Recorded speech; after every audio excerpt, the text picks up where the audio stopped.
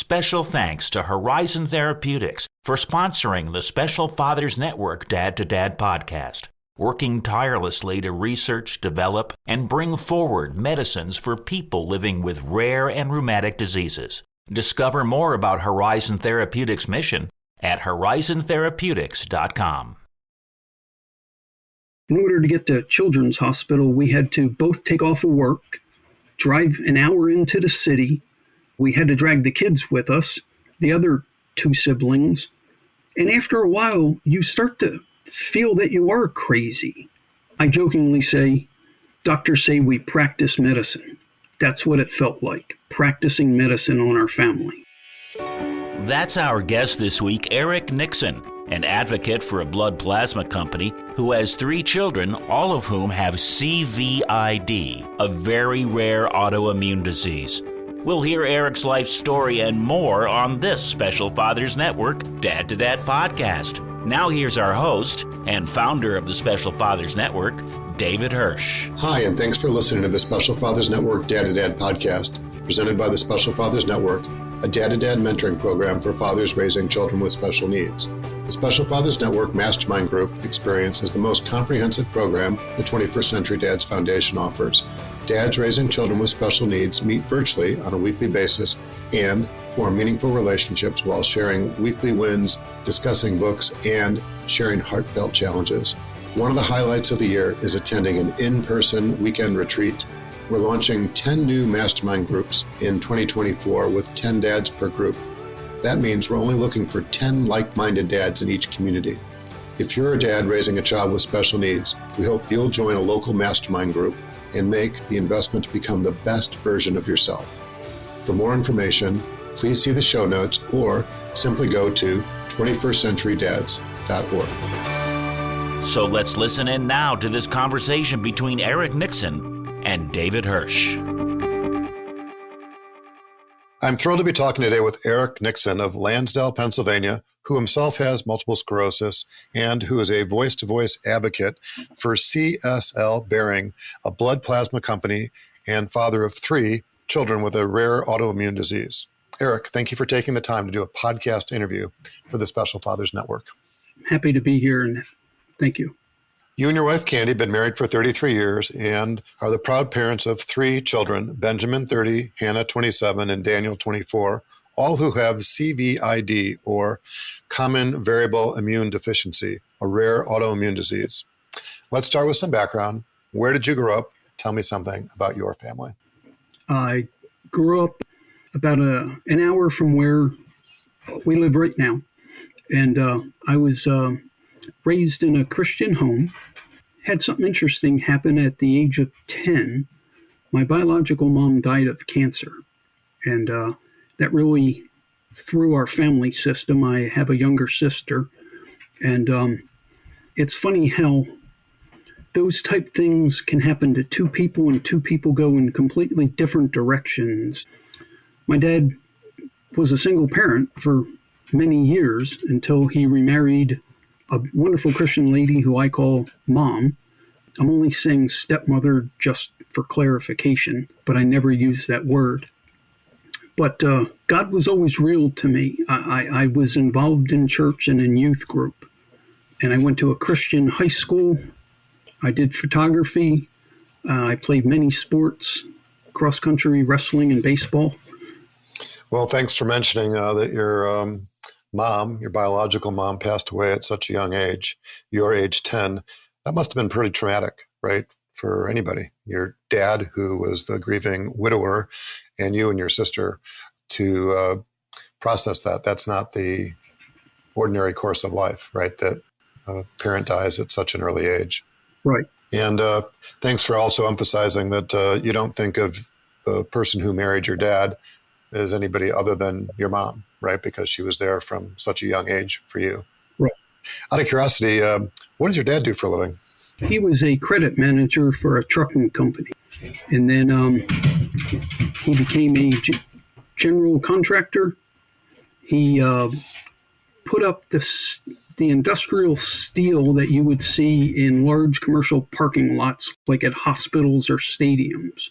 Interesting. And is your dad still with us? No, he passed away 3-4 years ago now of congestive heart failure. Okay. How would you describe your relationship with your dad? Stressed. My dad was a yeller and a screamer and cursed. And I'll give you an example. Working on a car, he'd throw things, he'd scream, this bolt's broken, and I just never reacted that way. I was a quiet kind of person. My sister, on the other hand, was a pretty good carbon copy of my dad, because she yells, screams, throw things, but both of them, at the end of the day, hug, kiss, make up as if nothing happened. So that just didn't compute in my brain. And my dad always worked. My mom was a stay-at-home mom. So my dad never got an opportunity to see me play sports. Back then, we didn't have flex time that you could just take off of work to go see your child play sports or any other activities that I was in junior high or high school or college. So it sounds like the apple didn't fall very far from the tree as it relates to your dad and your sister, but you just had a different genetic makeup, if you will. Yeah.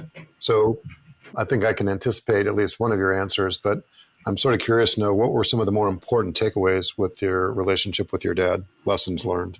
I shoveled snow and I cut grass. And I had a pretty good thriving business, 15 plus people in my neighborhood for snow shoveling and cutting grass. But for the elderly single ladies, my dad would not allow me to charge. Just said absolutely not. And I never really understood that. But what they did pay me with were like chocolate chip cookies. So as a starving teenager, I was like, oh yeah, chocolate chip cookies. But my dad also taught me about serving, both in the church and outside of the church. I watched him tirelessly serve in various churches. We church hopped a lot as a child. My dad could never find that perfect church. But every church we were in, we were always involved. He was always a board member, deacon, and elder. Yeah, I learned that from him. Yeah, those are 2 or 3 important takeaways. I think I heard you say your dad had a good work ethic. You developed a good work ethic at an early age. Your dad had compassion for widows, as far as not charging them, even though you might have gotten an in-kind type of payment, like you said.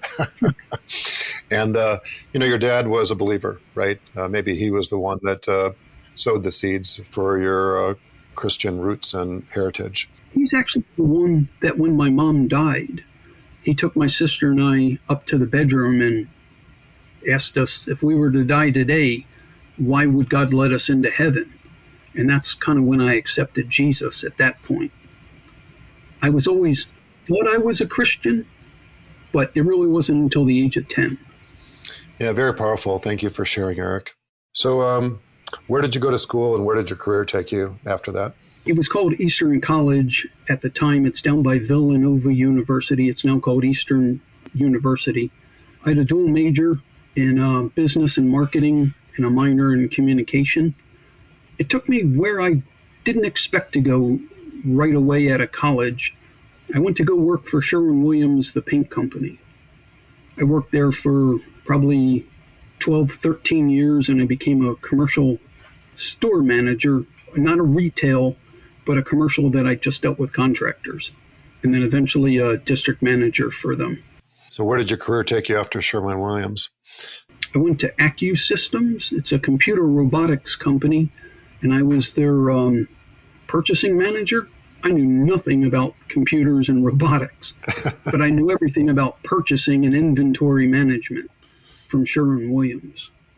And after that, I went to go work for Federal Realty. I was a property manager. I oversaw shopping centers and malls. And after that? That's when I was diagnosed with MS about 17 years ago. Then I've been on disability since then, and I work part-time for Aflac, that crazy screaming duck, Aflac. Maybe that brings your dad to mind, the crazy screaming part. Okay, she got me on that one. You also started working for CSL Behring. Right. And I'm sort of curious now, how did you get connected with them? The Immune Deficiency Foundation is a nonprofit that just specializes in rare diseases. We wanted to go to one of their conferences, one of their family conferences, but we were drowning in medical debt with our kids. The pharmaceutical company helped subsidize us to be able to go to this conference so we could meet other parents. And my kids couldn't meet other people who had the same disease as them. And ever since then, I've been wanting to give back and help. We'll circle back to that. So I'm sort of curious to know, how did you and Candy meet? At college, our junior year, we were paying our tuition bill at the bursar's office, and I was single, she was single, and we got together during the Christmas break. And the rest is history? Yeah. Yeah. Okay. We dated for a couple of years and got engaged on New Year's Eve. That's wonderful. And you've been together for 33 years. So that's quite a blessing. Yep. And you mentioned in a prior conversation that Candy had worked for Joni and Friends, one of the organizations that we're both very familiar with. Mm-hmm. And she also leads a mom's group for some women. And I'm wondering if you could expound on that. Yeah, she was their church relations manager. She helped churches understand why they needed to have a disability ministries. And she had all sorts of strategies and for how to help them with autistic kids and Down syndrome kids. She realizes that a lot of parents, like I do, need other moms who kind of get it. She leads a monthly group for women who have kids with disabilities. Yeah, I think that's beautiful. Thank you for sharing. Yeah. So let's talk about special needs first on a personal level, family-wise, and then beyond. Prior to Benjamin's diagnosis, did you or Candy have any connections to the world of disability? Candy always did. Her connection was through being a special ed teacher and a director of a special ed program afterwards. I had none. To be honest, I only knew one young man with Down syndrome in high school. Otherwise, I didn't know anybody who had a disability at all. Okay. So what is Benjamin's diagnosis and how did it come about? Common Variable Immune Deficiency, which I call CVID, has about an average 10-year diagnosis period. Monday morning, getting ready for the bus, the kids would be having breakfast and one child would cough. Just a simple cough, not even a funny cough. My wife would take that child to the pediatrician and demand antibiotics. Well, of course, she didn't get antibiotics. Tuesday, she'd be back at the same pediatrician's office, and that child would have full-blown bronchitis plus an ear infection. A different doctor would be seeing her, and they would always say, "Why would you wait so long to bring your child in?" And she would be like, "Look at your notes. We were here yesterday at 10:30. And the doctor would look at the note and be like, "Child coughed once. Mother wanted antibiotics. Mother's a hypochondriac." Sent them home. If she didn't get antibiotics or a treatment or a doctor's appointment by Tuesday, we were in Children's Hospital and that child had full-blown pneumonia. So from 0 to 60 in 48 hours is not normal. And nobody could figure out. And in the medical world, I love doctors and nurses, but you get 7 to 10 minutes with them. And nobody could take the time and effort to piece all the puzzles together until we found, by accident, an immunologist who stumbled across, he's like, "Hey, this isn't normal." He was more of a scientist. Yes, he is a doctor. And I want to go on the record and say that. But once he diagnosed Benjamin, he found that the other kids followed in the same pattern. And when a cold goes around the family, everybody gets it? Well, 0 to 60, and now you got 3 kids with bronchitis, ear infections, pneumonia. One's in the hospital, a parent's in the hospital. It was just an endless nightmare. It felt like we were in quicksand that we could never get out of, and that we just got pawned off to specialists and nobody had answers. So how old would Benjamin been when this was first diagnosed accurately? Accurately, at the age of 9 or 10 is when he was finally diagnosed. All the symptoms were pretty much from 1-year-old, 2-year-old, and onward. And then everybody got it, but we never had a name for it. Once we got a name and a diagnosis, after 10 years, it proved that we weren't crazy, and now we could create a game plan for how to attack this crazy thing. So you went through this extended period of time from Benjamin's age 1 through 10, roughly, and the other kids sort of following in his footsteps, if you will, until you actually understood what you were up against. Was it more difficult before the diagnosis was officially made, or more difficult afterwards? It was way harder before because it took a tremendous toll on our marriage. In order to get to Children's Hospital, we had to both take off of work, drive an hour into the city. We didn't have family around that could help us, so we had to drag the kids with us, the other 2 siblings. And after a while, you start to feel that you are crazy. I jokingly say, doctors say we practice medicine. That's what it felt like, practicing medicine on our family. But once we got that diagnosis, well, no one wants to have a diagnosis ever of anything. Now you can create a game plan like, okay, how am I going to handle this now? Hope that made sense. Yeah, well, thanks for explaining. It does. Makes perfect sense. Was there some meaningful advice you got early on then, perhaps from this immunologist or some others, once the diagnosis was made? He was incredibly helpful. He would allow the whole family to come for visits, like your health checks, where normally you only get one child, one doctor. He was like, no, I can't keep having you take time off from work. You're all going to sit in the same room. And it's when iPhones were first kind of starting, and my oldest son, Ben, 10 years old, couldn't sit still for an hour. So the doctor just gave him his iPhone, and he'd play GarageBand, I think it was, on the doctor's phone, just so the doctor had time to talk with my wife, who kept detailed notes. At the time, the disease strikes random, like cancer. So to have 3 in the family, and him being a scientist, was incredible. It would be like you or anyone else having 3 Down syndrome kids. Like, what are the chances of that? So if I understood what you're saying, Eric, it's not hereditary? No. It's just something that happens randomly. So the probability of having 1 is small, 2 is really remote, and 3 would be like buy a lottery ticket, right? That's the probability of that is really remote. Now, they are finding nowadays that it is hereditary and can be passed on. But back then, it was so rare that nobody knew anything about it, really. So we were kind of like on the cutting edge of learning. Yeah. Yeah, thanks for mentioning that. Not to focus on the negative, you already mentioned some of the challenges when the kids were super young. Now that the diagnosis has been made and you've had a game plan, what have been some of the bigger challenges that you've encountered for Benjamin and for his siblings, for that matter?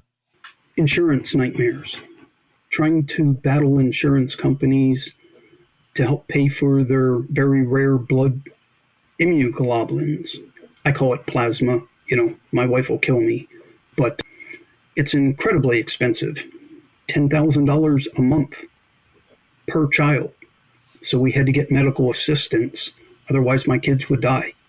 There was no way we had $30,000, and that was back 2 decades ago what the cost was, because it's one of those rare diseases. So insurance nightmares. Keeping them healthy. They got an artificial immune system by other people's donated plasma. So we still had to be careful sending them to birthday parties, sleepovers, school events. And then as they got older, it was, Dad, I don't think I need this anymore. I'm sure I've outgrown it. Well, no, they haven't. So it was fighting with teenagers that, yes, you have to keep taking your treatments. What do the treatments entail, and how are they administered? It's subcutaneous. It's a little small needle, about the size of a thumbtack, about as thick as a human hair, and it puts the plasma in between the immunoglobulin replacement, in between the skin and the muscle. And it creates what you would think of like a blister on the back of your shoe, but it's done on their belly. It goes into the fat of the skin. It takes about an hour. They do it once a week. And it allows them to have an immune system from somebody else's plasma, basically, that was donated. So the plasma, the immune system, has efficacy for about a week, and then it needs to be renewed. That's what I hear you saying. About 9 days. Okay. And give or take. So if you do it every 7 days, it stays level. We used to, when they were little, have to get it intravenously done, and that was monthly. So you'd get a big, huge dose, and then it would wear off as the month went on. So about the third week, the kids were getting sick again, but insurance wouldn't pay for another treatment until the next month. Now doing it weekly, it stays level in their system, so there's no peaks and troughs and drop-offs. And there's no cure. That's what I hear you saying, right? It's just something that can be treated but not cured. Correct. In kids, there's a chance when they hit adolescence that their immune system will kick in and start making it. But for most people, it does not. It's usually a lifetime. What impact has the situation had on your marriage or extended family, for that matter? Our marriage took a brutal beating. One of the things that my wife and I said early on is that we're never going to discuss the D as in David word. And I don't mean David, I mean divorce. Once we started entertaining those ideas, that's never good for a marriage. Yeah. I have a short fuse temper, and I can go from 0 to 60 pretty quick. I like to think I've gotten much better over the years, but as much as I don't want to say this publicly, I spent a lot of time sleeping on the sofa, for being a jerk. Because it's an invisible disability, family didn't understand it. Even after we got diagnosis, my parents thought my wife was still hypochondriac and we were just making up diseases. Some family members understood it, but if you see somebody in a wheelchair or with leg braces or a cane, you understand that there's a disability. When they're functioning normal, going to school, playing sports, they look and act normal. So people start to question, are they really sick? Well, if they don't get their blood infusions, yes, it is life-threatening that way. Yeah, well, thanks for sharing. It sounds like you've been battle-tested, your marriage, and I know exactly what you're talking about. When you can't see something, there's a doubt in some people's minds, right, whether or not it exists. Yeah. And in certain respects, if you're non-ambulatory, you're in a wheelchair, or you have something like Down syndrome, which has a certain look or feature to it, it's more identifiable, right? Maybe easier to understand and easier to accept, for that matter. So thanks for emphasizing that. But also a little small quick key is that if I had said my child has cancer or leukemia, people would be like, oh, okay. Mm-hmm. But I say Common Variable Immune Deficiency, and they go, what? And it's not really something easy to explain to people. Yeah, good point. It's not something that most people have heard of or can identify with, these rare autoimmune diseases. Right. And I think part of what we're doing here is just shining a bright light on something that people would be unfamiliar with, to remind them that, hey, just because you haven't heard of something doesn't mean it isn't consequential or life-threatening or challenging. And I think we have to enlighten people, and hopefully it builds compassion, empathy, understanding, which is what we're talking about. So out of curiosity, what are each of the children up to? Benjamin, then Hannah, and then Daniel. How are they doing today? Benjamin is married, and we have our first grandchild. Congratulations. She's 7 months old. Back when he was little and so sick, I didn't even let myself think about having grandkids. I worried whether Ben would make it to high school, with my own insecurities. So yeah, it is wonderful having a grandchild now. He's a project manager at a large meat distribution facility. My daughter Hannah is in college. She worked right after high school and went back to college. She's studying special ed. And my son is a machinist at a large medical facility. Pretty amazing, right? What a blessing that is that the diagnosis with CVID was made and that you could get the treatments, not inexpensive and not without some challenges along the way, but that they have been able to lead predominantly productive lives, educationally, sports and activity-wise, and now into their adulthood, right. Which is a testimony to God. Yes, it is. And I thank God for it. We'll be back with more of the conversation on the Special Fathers Network Dad to Dad podcast in just a few moments. But first, this quick message. Please help 21st century dads gather research on families raising children with special needs by having them complete the Special Fathers Network Early Intervention Parents Survey. A link to the survey can be found in the show notes. As a token of our appreciation, each person, mom or dad, who completes the survey will receive a Great Dad coin. Thank you. Now, back to the conversation. So let's talk a little bit about your experience with special needs beyond your own family. I know that your family's situation has been profiled in quite a few different venues. You had shared some of these with me, and I'm wondering if you could just make reference to them briefly. The first is the marriageability. Yes. In all the different books, our names have been changed for confidentiality reasons. So I never thought our story meant anything. And one of my friends was like, "What are you, blind? Like, how do you not realize everything you've gone through with your family?"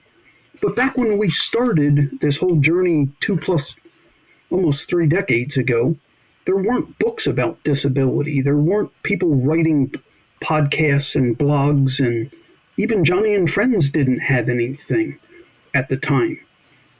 There's hundreds of people out there who need help. Well, I know that one of our overlaps is with Becky Davidson's group. And I'm wondering if you can reflect on your experience with that organization, Rising Above Ministries. Yeah. I lead monthly men's support groups for dads who have kids with disabilities. I've been doing it for over 2 decades. And I'm always looking for guest speakers. And I stumbled across Becky's husband, Jeff. He and I became good friends. We both had a mutual dislike for the Dallas Cowboys. And he loves Philadelphia cheesesteaks. And we just kind of bonded, and he became a close friend of mine. I love what Rising Above does. It's exactly what my wife and I kind of do here. Jeff has passed away, and his wife Becky has been running the ministry. And I helped in a book that Jeff was writing, that I was kind of helping and giving input to, the Common Man Extraordinary Call book. And his wife Becky finished it, but she was like, "Eric, I don't want this to have a woman's perspective. I need it to kind of have a man's viewpoint." So I was very honored to be able to help and give guidance and input. Yeah. Well, thanks for mentioning that. I think I mentioned in a prior conversation, Becky Davidson, who I met maybe 4 years ago. It was shortly after Jeff passed, when she finished the book, was the first woman that did an interview for the Special Fathers Network Dad to Dad podcast. And we joked about it at the time, that she was the one that broke the glass ceiling. Wow. On the Dad to Dad podcast. And her superpower has been a result of raising her son, John Alex, and being a solo parent right? Which is what she emphasized to me. Yes. It's different than being a single parent. Single means that the other parent is probably still alive or, at least around. But when you're a solo parent, when your spouse has passed, right, you know that all the responsibility is on your shoulders, right? 100% of it. Right. And, her superpower is being able to reach out and ask for help, right? And I just really admire who she is as an individual and the work that she continues to do in the name of Rising Above Ministries. We've also talked just tangentially about Joni and Friends, and you'd mentioned that Candy had worked officially for Joni and Friends, and I'm wondering what, if any, involvement you've had along the way as well. Pretty much for me, it was we did ministry together. Everybody, I jokingly say this, everybody knows my wife.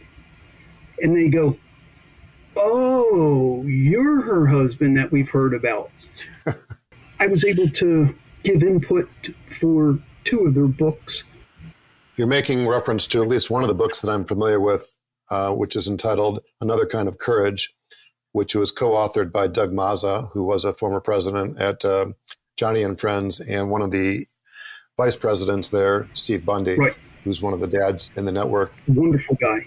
Steve's been a big supporter, a proponent of the Special Fathers Network, and we've distributed hundreds of copies of that book that you made reference to.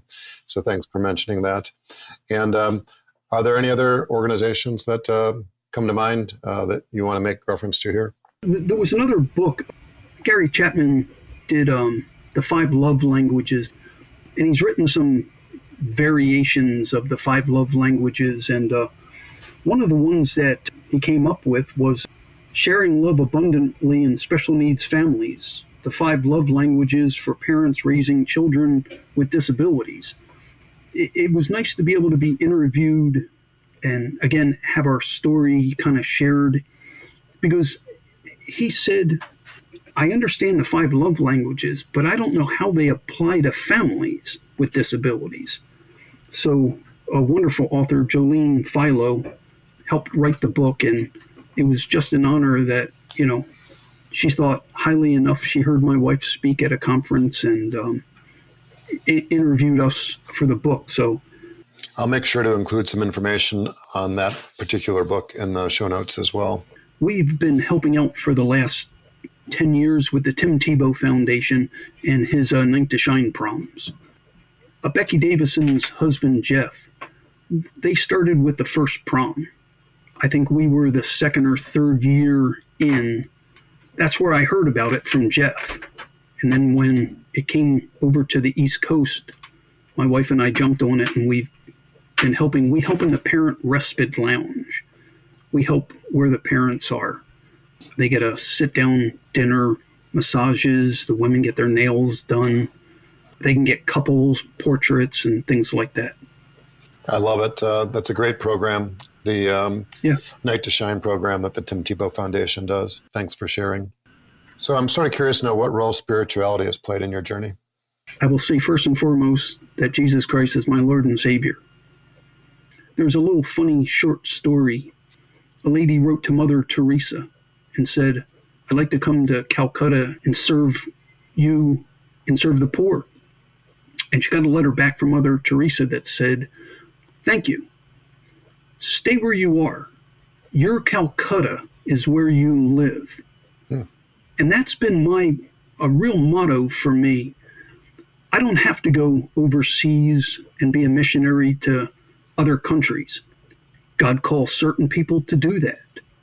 But my ministry and my wife's ministry has been here in our neighborhood. Our Calcutta is here, and we're serving families with disabilities. Yeah, well, it's beautiful. Thank you for sharing. So I'm thinking about advice now, and I'm wondering what advice you can share with parents, specifically dads, who find themselves with a child with a disability or multiple children like yourself for that matter. Find a men's support group. There's lots of organizations, but a lot of them don't have men's. Men don't feel that they need support groups, plain and simple. What men want is fellowship and food and alcohol. I just don't offer the alcohol. I offer food and fellowship. Just last week, we had an all-you-can-eat wing night for a whole bunch of guys, and we got a 5-time legendary motorcycle drag racing king.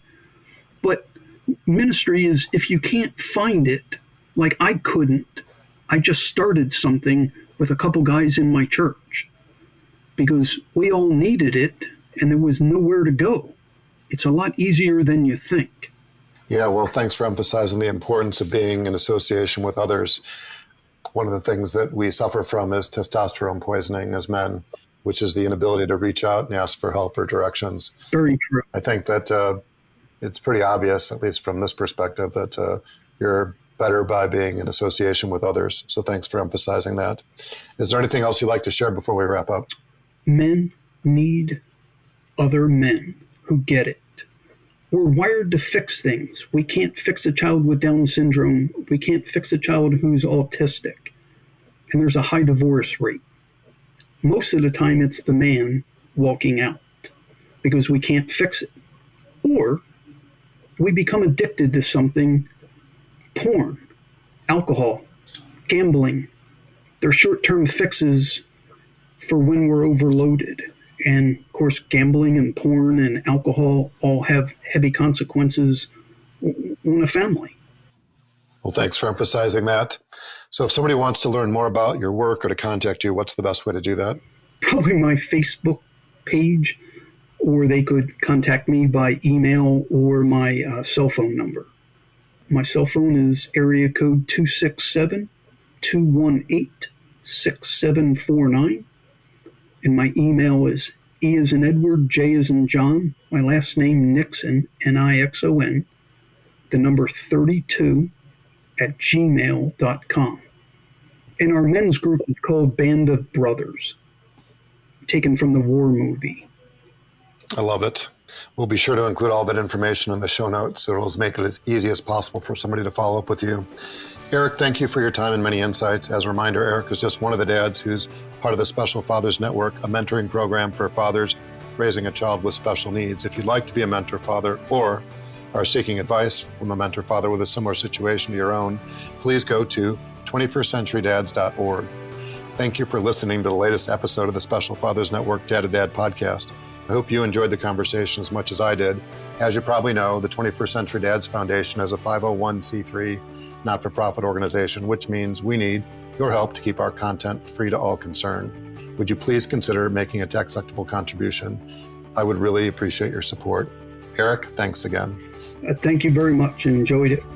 And thank you for listening to the Special Fathers Network Dad to Dad podcast. The Special Fathers Network is a dad-to-dad mentoring program for fathers raising children with special needs. Through our personalized matching process, new fathers with special needs children match up with mentor fathers in a similar situation. It's a great way for dads to support other dads. To find out more, go to 21stcenturydads.org. And if you're a dad looking for help or would like to offer help, we would be honored to have you join our closed Facebook group.